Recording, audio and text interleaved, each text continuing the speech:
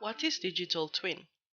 A digital twin is a visual replica of a physical object or system used to simulate, integrate, test, monitor, and maintain the physical twin.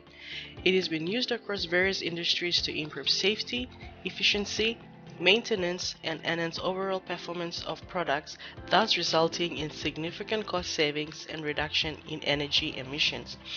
There are three elements of digital twin. My research will focus on the likeness attribute of digital twin. The digital twin's likeness features describes the appearance, structure or architecture of a component or system digitally. It can be from the simplest form to the most detailed digital likeness replica of the physical process or product.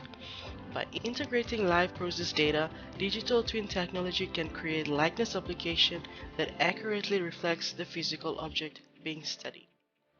The project aims to create a digital twin likeness of the steam methane reformer used in the manufacturing of hydrogen peroxide for Evonik New Zealand plant located in Morrinsville, Waikato region. This will be achieved by using software such as AutoCAD Plant 3D, 3D scanning, and others available. The importance of digital twin likeness lies in its ability to provide real-time data and insight into the physical world, allowing for better decision making and improved efficient operations.